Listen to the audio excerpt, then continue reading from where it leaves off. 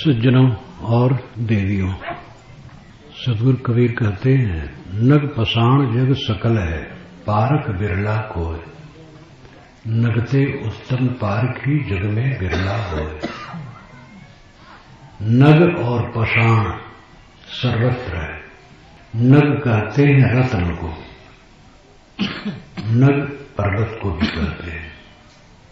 नग जो गमन न करे, चले न। पर्वत चलता नहीं है, इसलिए उसको नग कहते हैं। लेकिन नग का अर्थ रत्न होता है, स्थान भेद से अर्थ लगता है। नग और पशाण साथ साथ है। नग रत्न, पशाण पत्थर, सर्वत्र है दुनिया में। पारक बिरला कोई, बिरला कोई है जिसके पास परख है। पत्थर छोड़ देता है, रत्न ले लेता है। नगते उत्तम पारखी जग में बिरला हो। नग से भी पारखी उत्तम है, जो जगत में विरल होते हैं। कबीर साहब पारखी कहलाते हैं। दिल्ली की एक व्याकरणाचार्य पंडित ने एक पुस्तक लिखी है, द्वासुपर्णा विमर्श।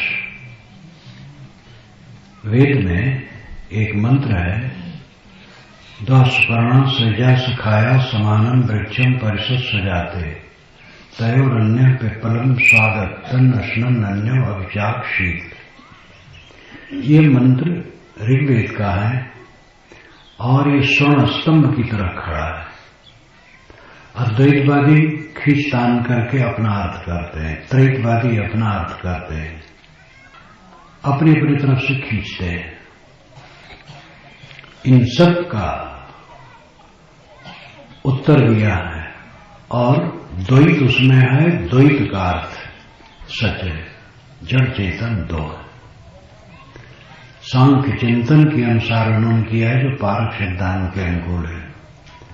उन्होंने वेद अभ्यास, शंकराचार्य, कबीर साहब और दयानंद सरस्वती के बड़े बड़े चित्र दिए उसमें। कबीर साहब उन्होंने लिखा है परम पारखी, दिव्य पुरुष। कबीर साहब परम पारखी। पारखी तो सब है, कुछ न कुछ तो सब परखते हैं, लेकिन वो परम पारखी। कोई भी परम पारखी हो सकता है, ये बात नहीं कबीर साहब हो सकते, कोई भी हो सकता है, क्योंकि सबका जीव समान है। तो उन्होंने इसमें चित्र के नीचे लिखा है परम पारखी। पारखी ऊंचा होता है, जीव का स्वरूप पारक है, शुद्ध शुद्ध परख है। परख को ही पारक कहा जाता है। छानबीन, कंकड़ चावल अलग कर देना, ये परख का लक्षण, परख या पारक का लक्षण है। पारक बिना विनाश है, कर विचार हो भिन्न। साहब ने कहा पारक के बिना विनाश है, इसलिए विचार करके तुम गलत चीजों से अलग हो जाओ।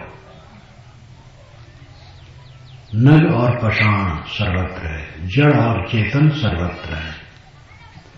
जड़ और चेतन का निर्णय, ये पारखी का लक्षण है। वो पंडित का नाम रामदास शास्त्री। बहुत दिनों से मुलाकात होती है। संस्कृत के अच्छे पंडित, जीवन भर संस्कृत पढ़ाए। अभी एक बहुत बड़ा विद्यालय चला रहे हैं, रिटायरमेंट हो गए। तो लोगों ने कहा कि आप जैसे कहां मिलेंगे। वो संस्कृत विद्यालय डूब रहा था, तो वो चलाने लगे। काम करते हैं, बहुत अच्छा काम करते हैं। उन्होंने एक बार कहा था कि आपके पुस्तकों से मैंने पढ़ करके बहुत से श्लोक लिखे हैं। श्लोक लिखने में हजारों श्लोक लिखे हैं। अच्छे पंडित है। उन्होंने भी यही स्वीकारा है कि वस्तु दो है, जड़ और चेतन, तीसरा कुछ नहीं। जड़ भी नाना है, चेतन भी नाना है। देखो यहां लोग बैठे हैं, एक नहीं है, अनेक है। और तत्वों में भी मिट्टी अलग है, पानी अलग है, आग अलग है, हवा अलग है। वैज्ञानिक भाषा में कहें तो ऑक्सीजन अलग है, हाइड्रोजन अलग है, नाइट्रोजन अलग है, फास्फोरस अलग है। तत्व अनेक है, एक तत्व में असंख्य कण है। और चेतन आत्मा भी असंख्य है। ये सब अलग अलग है, इनकी परख करे। जड़ क्या है, चेतन क्या है। मैं चेतन हूं और मेरे सामने जो पड़ता है वो जड़ है। मेरे सामने दूसरे मनुष्य भी पड़ते हैं लेकिन वो चेतन है। चेतन तो है लेकिन चेतन दिखाई थोड़ी देता है। मेरे सामने जो पड़ता है मनुष्यों की देहें, प्राणियों की देहें हैं और देहें जड़ है। उनमें रहे हुए चेतन मेरे सजाती है। चेतन चेतन सजाती है और चेतन के सामने जो पड़ता है वो जड़ आता है। मेरा भी शरीर जड़, आपका भी शरीर जड़। जड़ ही दिखाई देता है, चेतन दिखाई नहीं देता है। चेतन देखता है, दृष्टा कभी दिखाई नहीं देता है। जो देखने वाला है वो चेतन है, वो आंखों से नहीं देखा जा सकता है, वही सबको देखता है। जड़ चेतन दो तत्व हैं, ये सभी ने स्वीकारा है। गोस्वामी जी ने कहा जड़ चेतन ग्रंथ पर गई जितन सा छूटत कठिनाई। लेकिन फिर भ्रम जाते हैं लोग और कुछ खोजने लगते हैं। अपने आप की खोज ये अध्यात्म की खास बात है। परमात्मा कब मिलेगा? आप कौन है? अपने को पहचान लें और ठीक से समझ लें और अपने में लौट आए तो परमात्मा खोजना नहीं पड़ेगा। जीव भटकता है। अनंत सुख, शाश्वत सुख पाने के लिए वो अनादिकाल से भटक रहा है। इस जीवन में जब से आए हम लोग क्या खोजते हैं? अनंत सुख। जीव का उद्देश्य क्या है? अनंत सुख। पत्नी नहीं, पत्नी में अनंत सुख खोजता है। देवियां पति में अनंत सुख खोजती हैं। दोनों मिलकर के बच्चों में अनंत सुख खोजते हैं। फिर और ऐश्वर्य धन खूब बढ़ जाए, पद मिल जाए, अनुगामी बहुत हो जाए, परिवार लंबा हो जाए, इसी में हम अनंत सुख खोजते हैं और ये भ्रम है। अनंत सुख जिसमें दुख न हो, निर्भय सुख, ऐसा सुख दुनिया में कहां है? जितने सुख हैं दुख से ग्रस्त है। जवानी बुढ़ापा से ग्रस्त है। जवानी कितने दिन की है? 4 दिन में हवा की तरह उड़ जाती है। पद कितने दिन का है? थोड़े दिन में पद से आदमी रहित हो जाता है। अभी एक कमिश्नर साहब गोरखपुर में मिले थे, 3 दिन का फिर में मेरे आए। काफी जुड़े हैं, रिटायरमेंट हुए 5-6 वर्ष, 6-7 वर्ष हो गए। अब अकेले हैं, लड़के हैं, अच्छे लड़के हैं, बड़ा संस्कारी परिवार है। अकेले हैं। पहले जब सुबह होता था उनके दरवाजे पर लाइन लगती थी, अब कोई नहीं आता, जरूरत नहीं। अटल जी के पास आज कौन जाए? पद तो है ही नहीं है, अस्मृति भी नहीं। पद अगर नहीं है, अस्मृति होती तो भी कौन जाता? पद होने पर तब जरूरत पड़ती है, लोगों को जाए, आवश्यकता रहती है। तो एक लड़के ने कहा कि पापा बोर होते हैं। उन्होंने कहा साहब क्या करूं? 5-6 घंटे पढ़ता हूं, अध्ययनशील खूब है। जो लोग मिलेंगे वो निर्णय करेंगे, खूब धुनेंगे। अभी हमारे दूसरे श्रीपति जी हैं जो इलाहाबाद में भी आश्रम बनाए हैं, उनका भी रिटायरमेंट हो गया है। लखनऊ में रहते हैं, इलाहाबाद में रहते हैं। तो उन्होंने कुछ घटनाएं दुनिया की, भारत की बड़ी बड़ी बताई। कहे आप जब मेले में अभी आएंगे मैं आऊंगा। जहां रहते हैं बीजक से उपदेश करते रहते हैं। नगर आयुक्त रहे, अनेक पदों पर रहे।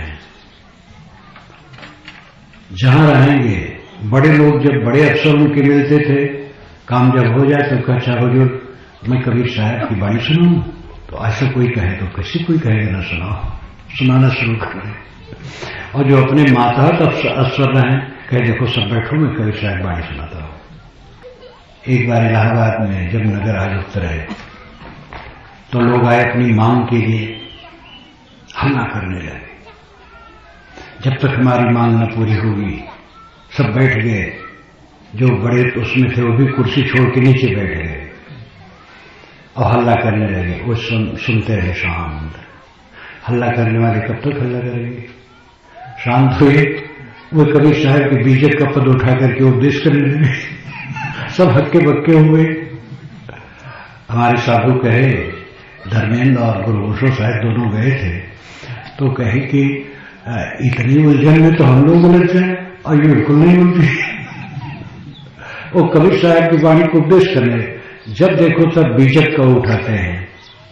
करीब 28-30 वर्षों से बीजक व्याख्या दोनों खंड उनके साथ रहता है।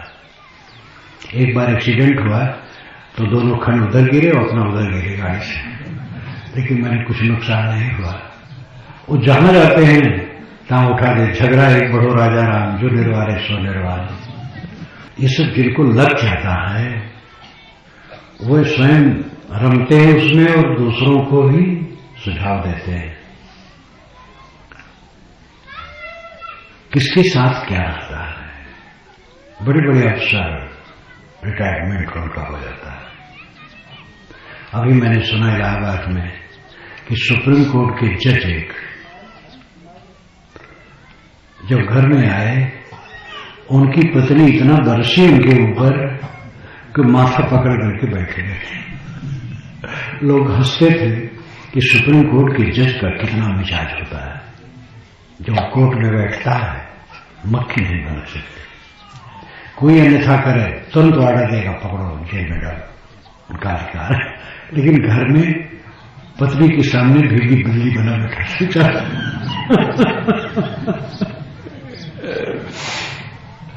संसार, इस वक्त एक कहानी आती है अकबर की।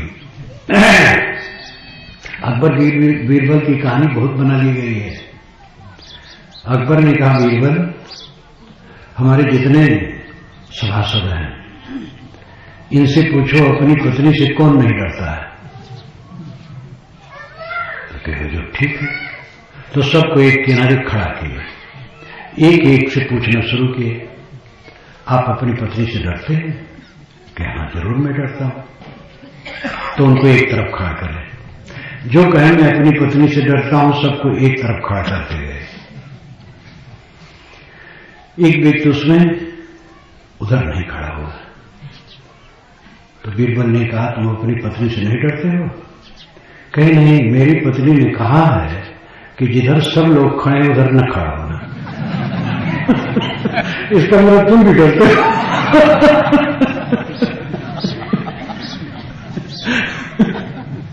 तो सब जगह से जीत आओ, अपनी पत्नी और अपने बच्चे से आओ।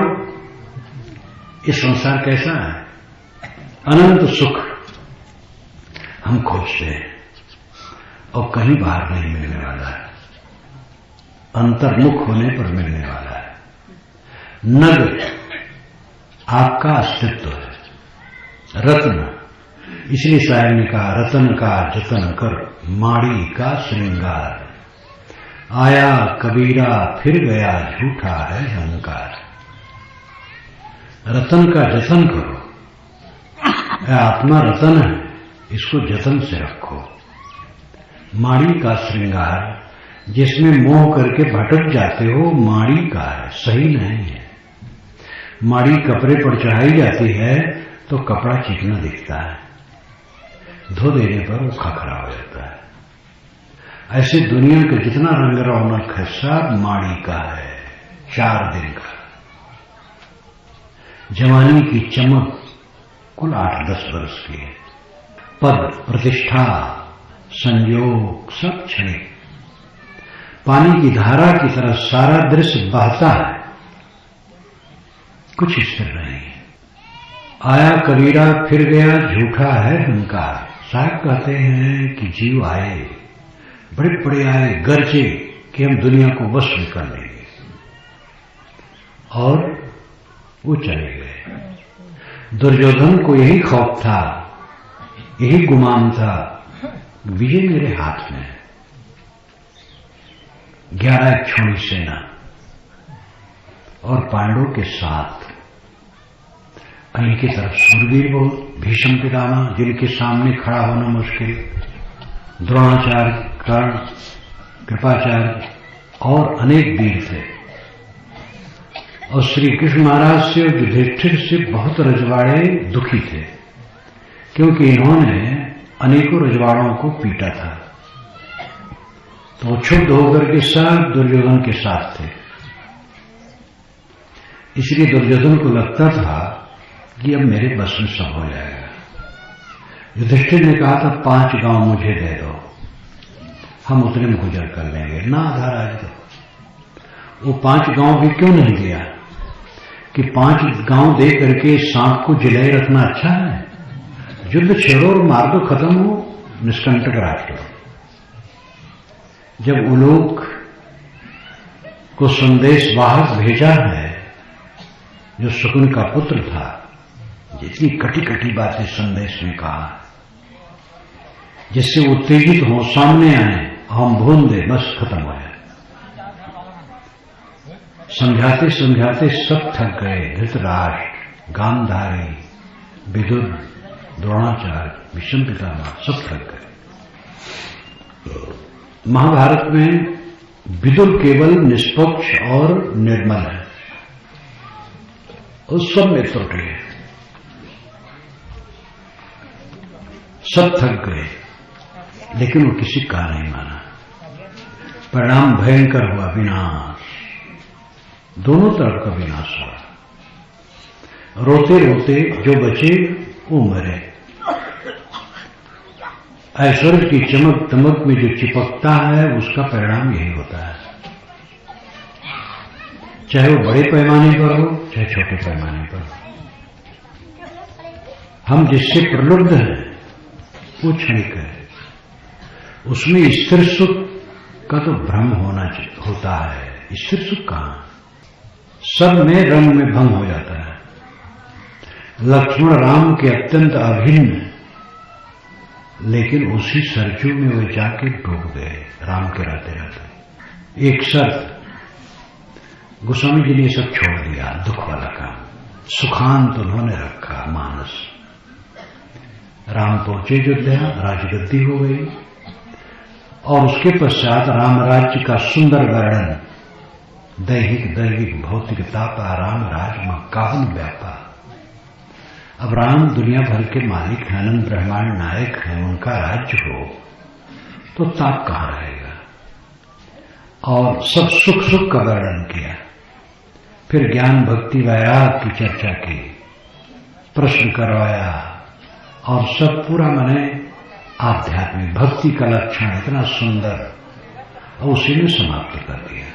दुख वाली झंझट उन्होंने नहीं ली। वाल्मीकि रामायण भी पहले सुखांत थी, युद्ध कांड में ही समाप्त था। श्लोक से पता लगता, इदम कृतस्नम रामायणम, ये युद्ध कांड के आखिर में आता है। युद्ध कांड, लंका कांड, तो अंतिम में आता है इदम कृतस्नम रामायणम। इदम यहां कृतस्नम संपूर्ण रामायण, रामायण यहां रामायण पूरी हुई, लेकिन उत्तरकांड पीछे बना और बाल कांड भी पीछे बना। शुरू में अयोध्या से युद्ध कांड था, लेकिन उत्तरकांड में फिर वो बात सारी आई। जब राम से लक्ष्मण आज्ञा लेकर के सरजू में प्रवेश कर गए पहले, फिर राम उदास हो गए, फिर अन्य भाइयों के साथ वो भी सरजू में प्रवेश कर गए। और लिखा तो यहां तक है कि सांस लेने वाला अयोध्या में एक प्राणी नहीं रह गया, सब के सब सरजू में प्रवेश कर गए। महाकाव्य में जितना लिखा है वो सब का सब सच मानने की जरूरत नहीं है, उससे प्रेरणा लेना चाहिए। काव्य है, काव्य में बढ़ा चढ़ा करके भी लिखा जाता है, लेकिन सब जगह से जो हमें प्रेरणा मिलती है वो लाभदायी है। इतना बड़ा ऐश्वर्य और देखते देखते शून्य हो गया, अयोध्या शून्य हो गई। बुद्ध काल में आज से 2000 वर्ष पूर्व अयोध्या शून्य थी। साकेत नरेश रहते थे श्रावस्ती में, जो अयोध्या से उत्तर और पश्चिम कोण पर है, जहां बुद्ध निवास किए थे। 26 वर्षावास किए थे वहां। बुद्ध का अवशेष वहां विस्तार से है। साकेत नरेश वहां रहते थे। सिकंदर, महान सिकंदर चला हर हरा करके दुनिया भर को अपने कब्जे में कर लेंगे, बीच ही में मर गया, जवानी ही में, और उसका देश यूनान कंगाल हो गया। क्योंकि जो लड़ाई करता है वो उन्नत नहीं कर पाता है। जो राजा युद्ध में ज्यादा लगा रहा वो अपने देश की उन्नति नहीं कर पाया। उसके देश में पतन हुआ। जो लड़ता नहीं है वो राज्य व्यवस्था करता है। इसी प्रकार जो व्यक्ति लड़ता नहीं है वो साधना कर सकता है। जो लड़ता है वो साधना नहीं कर सकता। जो लड़ाई करता है, झगड़ा करता है, राग द्वेष करता है, तो मैं करता है। कोई हमें गाली दिया, हम भी गाली देते हैं। हमसे बैर किया, हम भी बैर करते हैं। हमसे ईर्षा कर रहा, हम भी ईर्षा कर रहे हैं, तो हम साधना कर सकते हैं। कोई ईर्षा करे हमारी, कोई हमें गाली दे, कोई निंदा करे, कोई अर्थ नहीं, हम नहीं करेंगे। अपने अपने मन और वाणी इंद्रियों के कर्मों का परिणाम सबको मिलता है, दूसरे को नहीं।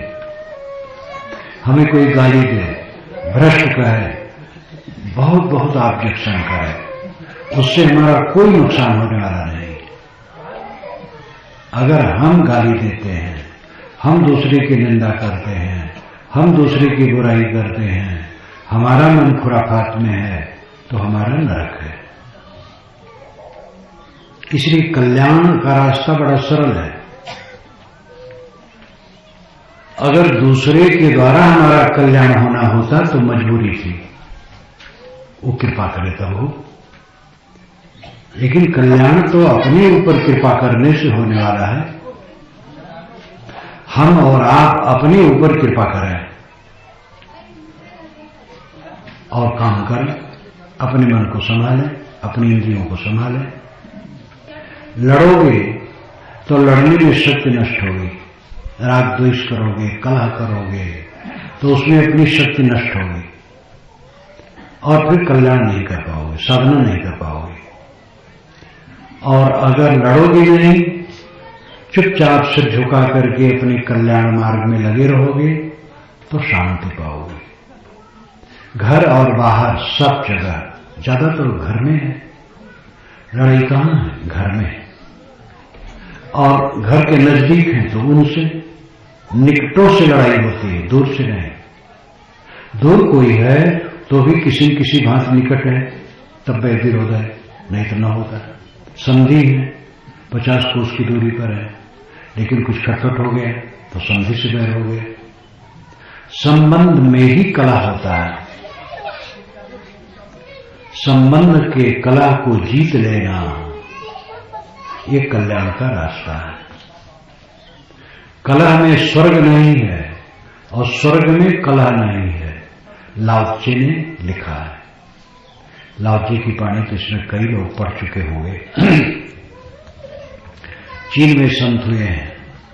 आज से 2000 वर्ष पूर्व हमारे यहाँ बुद्ध और महावीर थे, उसी समय चीन में लाओ त्से थे, बहुत उच्च कोट के संत, और वो अपने जमाने के कबीर ही थे, खरे। उन्होंने कहा, लिखा है कि स्वर्ग में कला नहीं है और कला में स्वर्ग नहीं है। जिसके मन में कला होगा उनके मन में स्वर्ग कहां होगा? स्वर्ग का सरल अर्थ किया जाए तो अपने में लौट आना उसका अर्थ होता है। स्वर्ग, स्वर्ग, स्व नाम खुद, गा नाम गमन। अपने में गमन, अपने में लौट आना स्वर्ग है। अपने मन को मार करके आत्म संतुष्ट रहना स्वर्ग है। जीव बाहर बाहर भटकता है, दुनिया की बातों को सोचता है, राग द्वेष काम क्रोध लोभ मोह बैर विरोध लालच विषय वासना, यही सब सोचता रहता है। ये सब सोचना बंद करके जो अंतर्मुख होता है वो स्वर्ग पाता है। स्वर्ग पाता का स्वर्ग हो गया। जो जिसके मन में कलह नहीं, द्वंद्व नहीं, किसी से वैर विरोध नहीं, सबका सुन करके सबका सह लेता है, वो कल्याण पाता है। हनी पर हना, पाप दोष न गाना। यहां कहते होंगे, ये अवध क्षेत्र की कहावत है, यहां भी अपने ढंग से कहते होंगे, वहां कहते हैं हनी पर हना, पाप दोष न गाना। किसी ने मुझे मारा तो मैंने उसको मारा, इसमें पाप दोष की चिंता नहीं करना है। जो मैं मारा चाहे मैं मारा। इस प्रकार गुस्सा करने से किसी को शांति नहीं मिल सकती, कलह बढ़ेगा। जो कलह करता है करे, हम नहीं करेंगे। सिर झुका करके चलने वाला शांति पाता है। जहां सास बहू में लड़ाई है, देवरान जेठान में लड़ाई है, भाई भाई में लड़ाई है, पिता पुत्र में लड़ाई है, वहां शांति कैसे रहेगी? नहीं मुंह से बकते हैं, अंदर अंदर कलह है, बोलते नहीं। अन्यम अन्यम न भाषण तत्पराभाव लक्षण। एक दूसरे से बात नहीं करते हैं, ये पतन का लक्षण है। ये मन में कलह है, बोलना कला का लक्षण है और न बोलना भी कला का लक्षण है। बहुत गुस्सा है, बोला नहीं जा रहा। सरल चित्त होना चाहिए, सरल चित्त हो, बालक की तरह। लाओ जी ने यह भी कहा है, क्या तुम बालक की तरह सरल हो सकते हो? उन्होंने पानी का उदाहरण दिया है, क्या तुम पानी की तरह कोमल हो सकते हो? पानी कितना कोमल और एकदम नीचे से नीचे चला जाता है, सबको पोषण देता है, लेकिन पानी पत्थर को तोड़ देता है। जहां प्रपात पानी का होता है, धारा बहती है, धीरे धीरे नीचे का पत्थर टूट जाता है। मृदनयो हंद दारुणम, मृदनयो हंद दारुणम।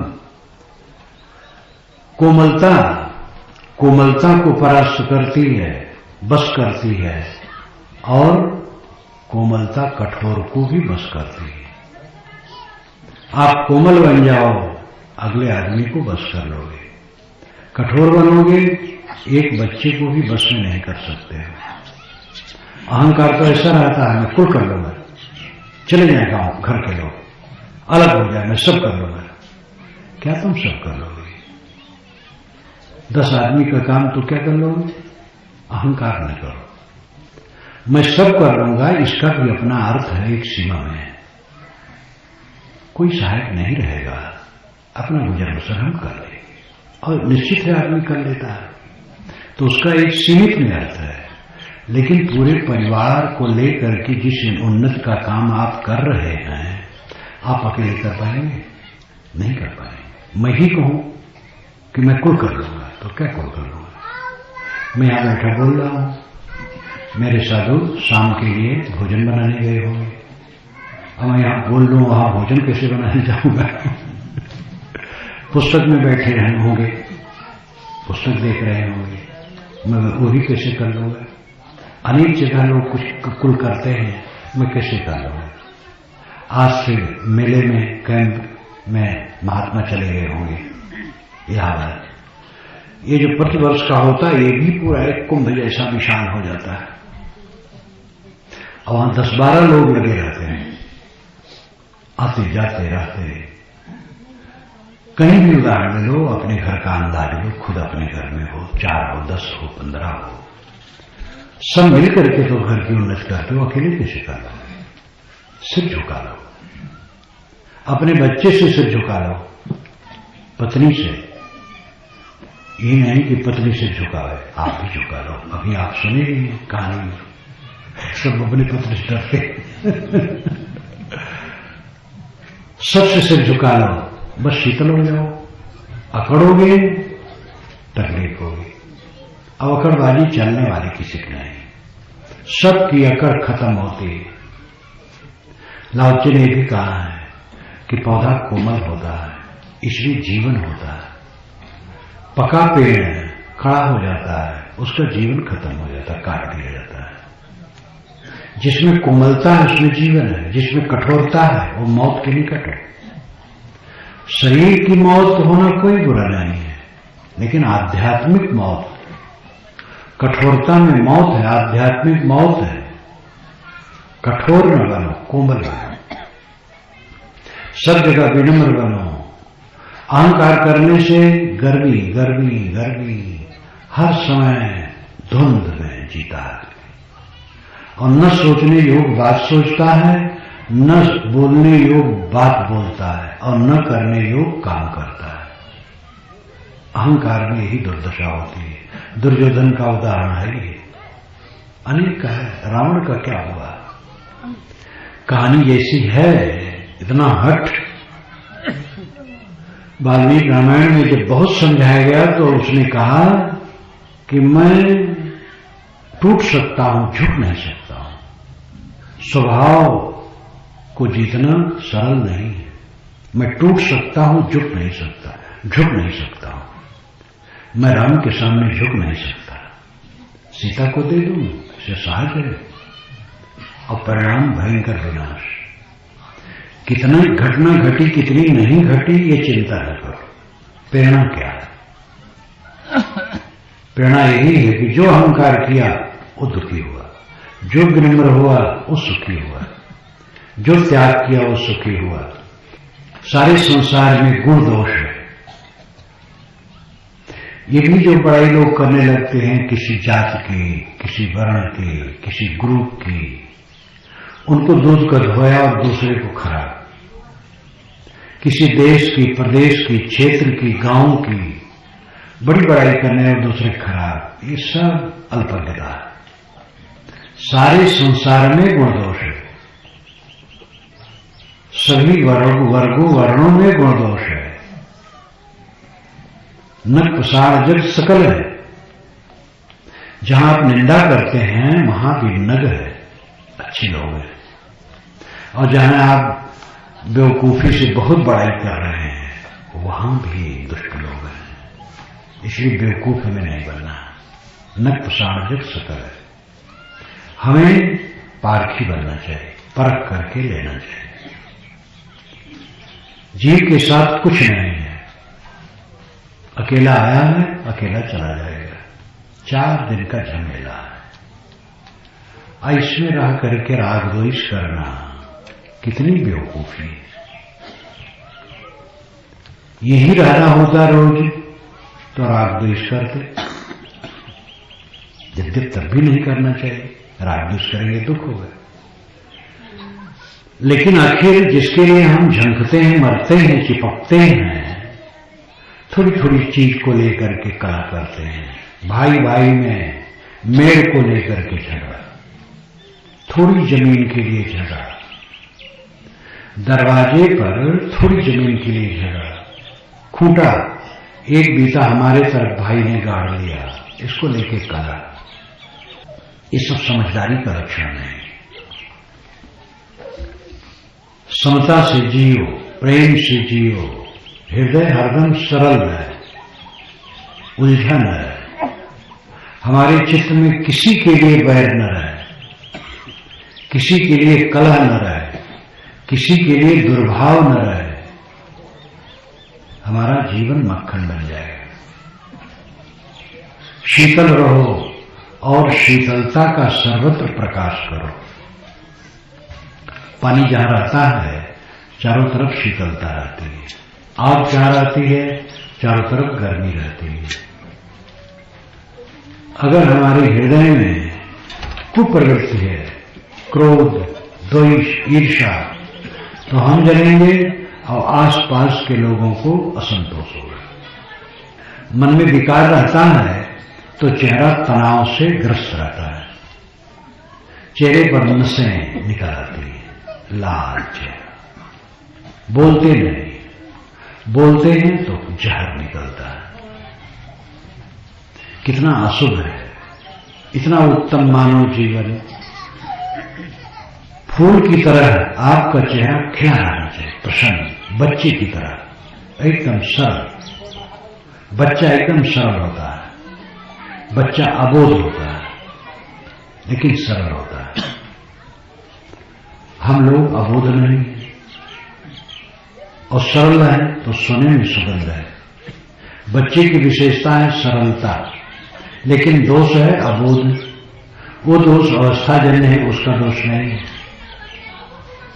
जब आदमी जवान हो गया तो बोध तो हो गया, समझ हो गई। वो किसी मिठाई के लिए रोएगा नहीं, खिलौना देख के रोएगा नहीं कि हमें मिले। जवान आदमी को बोध हो गया, समझ हो गया। अब वो बच्चे की तरह छटपटाएगा नहीं, लेकिन उसकी सरलता समाप्त हो गई। बच्चे में जो सरलता थी जवान में नहीं रह गई। बच्चे आपस में लड़ते हैं और 1 घंटे बाद फिर आपस में मिलकर खेलते हैं, वो भूल जाते हैं। ये उनकी सरलता है। जवान में सरलता खो जाती है, समझ तो हो जाती है जवान को, लेकिन अनुभव नहीं होता है। जवान को लगता है चारों तरफ से सुख की बहिया आ रही है, अब सुख को पकड़ लिया, अब पकड़ लिया, अब पकड़ लिया। लेकिन वो देखते देखते 40-50 तक पहुंचा तो लगता है बेवकूफी है, पकड़ कर में नहीं आया सुख। तब अनुभव होने लगता है कि जिसमें हम सुख देख रहे थे वहां सुख नहीं है। लड़के में सुख देख रहे थे, लड़का बेचारा क्या सुख दे, वो भी कमाई खाएगा। विचारों का जहां फर्क होगा वो बात भी नहीं मानेगा, ये होना है। तो इसलिए और लगता है कि दुनिया बड़ी खट्टी है। परंतु इसमें वैराग होना चाहिए, तो वैराग नहीं होता, कुढ़न होती है, द्वेष होता है। इस प्रकार पूरी जिंदगी कांटों में उलझती चली जाती है। बचपना की सरलता जवानी में बनी रहे और जवानी की समझ सुरक्षित रहे, और बुढ़ापा में जो अनुभव हुआ कि दुनिया खट्टी है तो वैराग हो, तब आदमी अंतर्मुख होता है। वैराग नहीं होता है। वैराग का अर्थ घर छोड़ना नहीं है, अनासक्त होना है। जो घर छोड़े हैं वह अनासक्त रहे और जो घर में है वह अनासक्त रहे। सब घर तो नहीं छोड़ देते हैं, घर थोड़े लोग छोड़ पाते हैं। जो घर छोड़ते हुए भी घर में रहते हैं, आश्रम में रहते हैं, व्यवस्था तो सबके करना पड़ता है। गृहस्थ विरक्त सबके मन में वैराग्य आना चाहिए। वैराग्य आएगा तब दुख दूर होगा, वैराग नहीं आएगा तो दुख नहीं दूर होगा। वैराग का मतलब है राग न करना, मोह न करना, आकर्षित न होना, खिंचाव न होना। जिसके मन में आसक्ति नहीं है उसके मन में राग द्वेष नहीं होते, कलह नहीं होता है। किसी से वैर क्यों होता है? हम कहीं चिपके हैं, उसके विपरीत हुआ, वैर हो गया। अगर हम चिपके ही नहीं हैं तो वैर होने चांस ही नहीं। सबसे ज्यादा चिपकाहट अपने नाम रूप में, जो शरीर का नाम है और रूप है। लेकिन उसी की निंदा करने वाले को विवेकवान कला दृष्टि से नहीं देखते हैं। मेरे नाम रूप की कोई निंदा करता है, करे, उसका विचार है, हम उससे बैर नहीं करेंगे। अपनी अपनी कमाई है सबकी। कोई हमें गाली देता है तो उसकी समझ है श्री विशाल साहब से जब कोई कहे कि साहब अमुक आपको गाली देते हैं, तो कहे हाँ उनके कोनो लाभ हुई, वो देहाती भाषा बोले, हाँ उनके कोई लाभ हुई। मैंने हमें गाली देते तो उनका लाभ होगा, हमारा नुकसान नहीं। उनके दर्शन मैंने 53 में किया और 58 में अंतर हो गया, और 76 तक 2 बार जाता था, उनके पास रहता था। उनको कभी भी मैंने कुर्ते नहीं देखा। अपने विरोधी के लिए वो मीठे शब्द कहते थे, कट शब्द उनके मुख से स्वयं, अपने विरोधी के लिए कट शब्द उनके मुख से नहीं सुना। ये लक्षण है संतत्व का, और ये संतत्व का लक्षण किसी स्त्री पुरुष गृहस्थ विरक्त में हो सकता है। ऐसे गृहस्थों को मैं जानता हूं जो गाली सुन करके कुड़ते नहीं थे, शांत रहते थे। रहनी जिसमें होगी वही सुखी होगा। नहीं सकता प्रत्सपामि किंचित दमम द्वारम हमृष्य वेदिम गुह्यम ब्रह्म तदिदम ब्रवीम नहीं मानसा श्रेष्ठ तरम किंचित। ये महाभारत के आखिर में आता है। नहीं सकता प्रत्सपामि किंचित, मैं गाली खा करके भी गाली नहीं देता। जो मुझे गाली देता है उसको मैं गाली नहीं देता हूं। क्यों? दमन द्वारम हमृष्य वेदिम, मैं जानता हूं कि आत्मदमन ही अमृत का द्वार है। अपने अहंकार को मार लेना ही अमृत का द्वार है। गुह्यम ब्रह्म तदिदम ब्रवीम नहीं मानसा श्रेष्ठतरम किंचित। मैं एक गूढ़ बात बताता हूं, मनुष्य बढ़ करके कुछ नहीं। दोनों बातें कितनी ऊंची। मनुष्य कहता है मैं तो तुच्छ हूं, आप तुच्छ हैं तो महान कौन है? आप महान हैं। हां, इस दृष्टि से विनम्रता की दृष्टि से कहे तो ठीक है, लेकिन हीन भावना से, अबोध से ज्ञान विज्ञान का स्रोत कहां है? पानी और तेल का स्रोत पृथ्वी में है, रत्नों की खान है, पत्थर की खान है, कोयले की खान है, लेकिन ज्ञान की खान और स्रोत कहीं है? वो मनुष्य है। सारा ज्ञान विज्ञान मनुष्य की देन है। सारे देवी देवताओं की रचना मनुष्य के मस्तिष्क से हुई है। मनुष्य का मस्तिष्क देव निर्माण का विशाल कारखाना है। मनुष्य सर्वोच्च, सारे शास्त्र मनुष्य के रचे हुए हैं। इसलिए मनुष्य महत्तम है। मनुष्य समझे इसको, और गाली पर पा करके गाली न दे, द्वेष पा करके द्वेष न करे, विरोध पा करके विरोध न करे, शीतल हो जाएगा। एक आदमी तो थक रहा है, हम भी क्यों थके? कोई हमें गाली देता है, थक रहा है, हम क्यों थके? हम शांत होकर सुन रहे। इस रहनी में कल्याण है, सबसे अपने को बचा करके रखने में। चारों तरफ से जो अपने को बचा के रखता है उसका लौकिक पारलौकिक दोनों प्रकार का कल्याण होता है। झगड़ा, अभी हमारा देश कहीं युद्ध में लग जाए, कंगाली आ जाएगी, और वर्षों से युद्ध नहीं हो रहा है, इसलिए हमारा देश आगे बढ़ रहा है। घूस फूस चल रहा है, गबन ये कुल चलता रहेगा। कुछ न कुछ देखो, ये दर्रा के बीच में पुलिया टूट गई, कहते 3 बरस का बना कुल है। अब बताओ, मैं सूरत आश्रम में जाता हूं 2 बार, तो घूमने पहले बाहर जाता था, अब ऊपर बड़ी छत बन गई है तो उसी छत पर घूम लिया करता हूं। तो गया कई वर्ष पूर्व, अब वो रास्ता सब टूटा, सड़क और पुलिया एकदम टूटी। तो हमने एक जन से कहा, भाई तो बहुत अभी जल्दी बनी है। तो एक सज्जन ने कहा, महाराज हमारे यहाँ गिट्टी डामर सब खा जाते हैं लोग। हम कहे भैया आप यहाँ नहीं है और जगह हुई है। तो अभी एक सज्जन ने बताया कि शायद दर्रा के बीच में जो पुलिया थी 3 वर्ष हुआ है, अब टूट गई। तो हम कहे कुछ है इस पर कार्रवाई क्या, शायद नीचे से ऊपर तक सब मिले हैं, कौन किसको कहे, माटी उटी पाट गई। तो ये बहुत दुखद है। अगर आदमी ईमानदारी से काम करे तो उसका घाटा नहीं होगा, मुनाफा होगा, बड़ा कल्याण होगा। लेकिन वो ज्यादा खाना चाहता है तो उसका पेट फटना, बेईमानी बदमाशी करेगा, तकलीफ उसको होगी।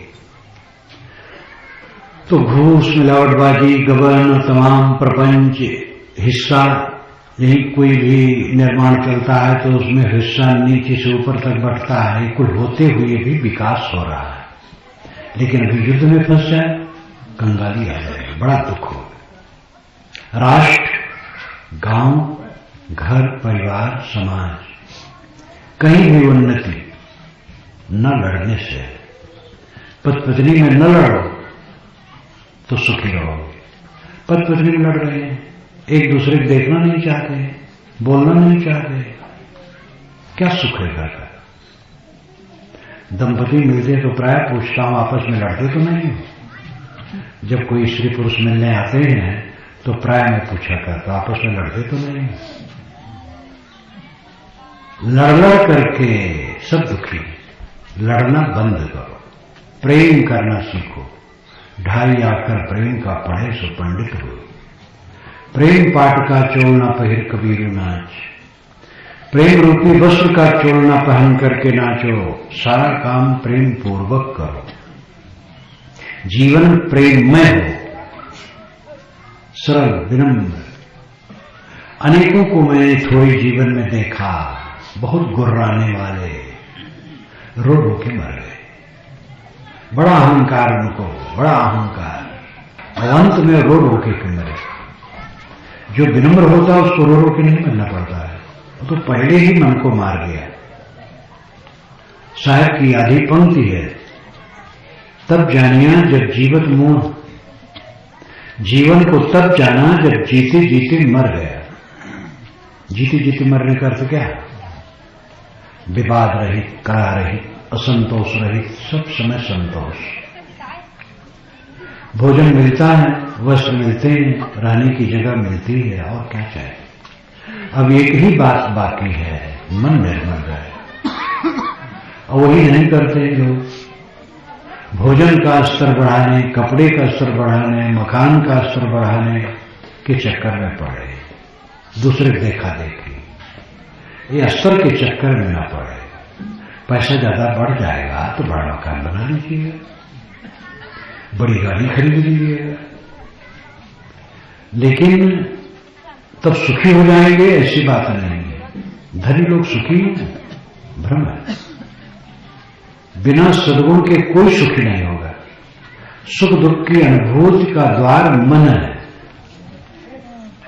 पैसे से सुख नहीं निकलता है, विद्या और पद से सुख नहीं निकलता है, ऐश्वर्य से सुख नहीं निकलता है। सुख और दुख निकलते हैं मन से।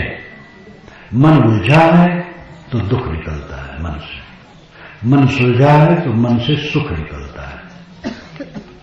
इसलिए हर समय मन को सुलझा करके रखने की चेष्टा करनी चाहिए। और मन को सुलझाने में रोड़ा यही है, नींद खुली और जगत का प्रपंच याद आया,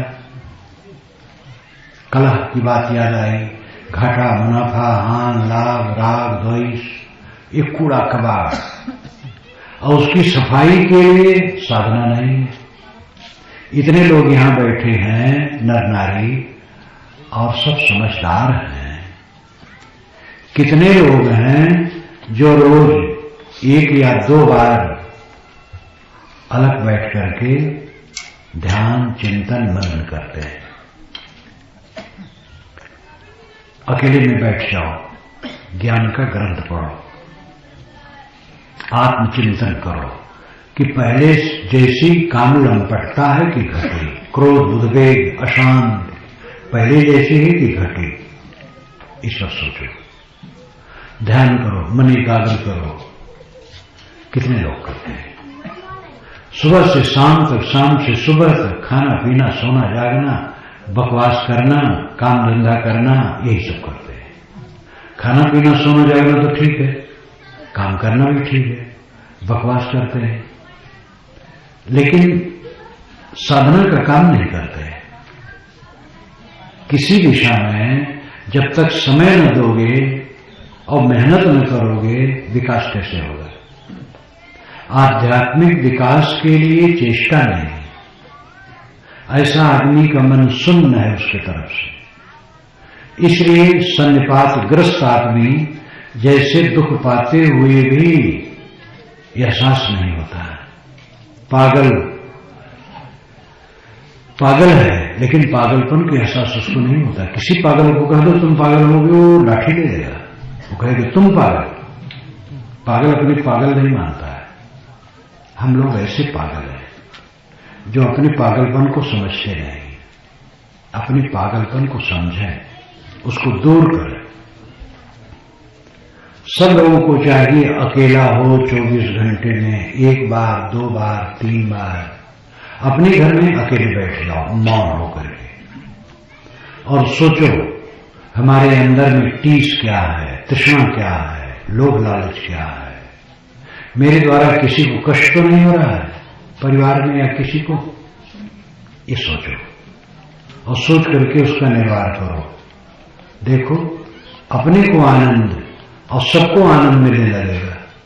अगर आदमी कला रहित है, प्रपंच रहित है, उद्वेग शून्य है, तो शांति पाता ही है, आसपास के लोग शांत पाते हैं। ये सब काम करने का समय अभी है।